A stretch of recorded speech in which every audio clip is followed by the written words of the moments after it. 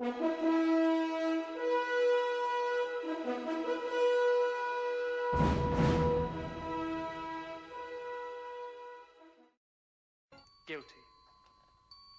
Guilty. Guilty.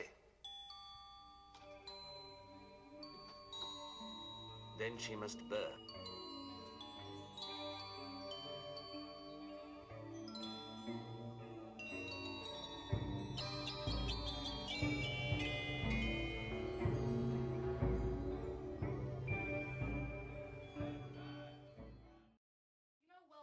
He'll lay in jail if I give his name.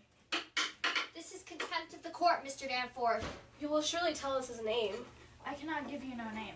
I mentioned my wife's name once, and I will surely burn in hell long enough for that. I stand mute. In that case, I have no choice to arrest you for contempt of this court. Do you know that? This is a hearing. You cannot clap me for contempt of a hearing. Oh, it is the proper lawyer. Do you wish me to declare the court in full session here, or will you give me a good reply? I cannot give you no name, sir. I cannot. You are a foolish old man. Mr. Cheever, begin the record. The court is now in session.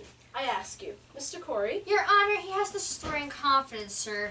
And The devil lives on such confidence. Without confidence, there could be no conspiracy, Your Honor. I think it must be broken, sir. Old man, if your informant tells us the truth, let him come here openly like a decent man. But if he hides in anonymity, I must know why. Now, sir, the government and the Central Church demand of you the name of him who reported Mr. Thomas Putnam a common murderer. Excellency, Mr. Hale, we cannot blink it more. There's a prodigious fear of the court in the country. then there's a prodigious guilt in the country. Are you afraid to be questioned here? I may only fear the Lord, sir, but there's fear in the country nevertheless. Reproach me not with fear in the country. There is fear in the country because there is a moving plot to topple Christ in the country. But it does not follow that everyone accused is part of it. No uncorrupted man may fear this court, Mr. Hale. None. Mr. Corey, you are under arrest in contempt of this court. Now sit you down and take counsel with yourself, or you will be set in jail until you decide to answer all questions.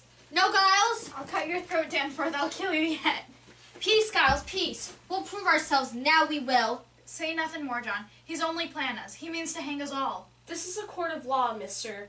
I'll have no effrontery here. Him for his old age. Peace, Giles, we'll prove ourselves now. This is Mary Warren's deposition. I'd ask you to remember while you read it that not until 2 weeks ago she were no different than the children are today. You saw her scream, she howled, she swore familiar spirits choked her. She even testified that Satan, in the form of women now in jail, tried to win her soul away, and then when she refused... We know all this. Aye, sir, she swears now that she never saw Satan, nor any spirit, vague or clear, that Satan may have sent to hurt her. And she declares that her friends are lying now. Excellency, I think this goes to the heart of the matter. Surely does. I cannot say he's an honest man. I know him little. But in all justice, sir, a claim so weighty cannot be argued by a farmer. Let him go home and come again with a lawyer.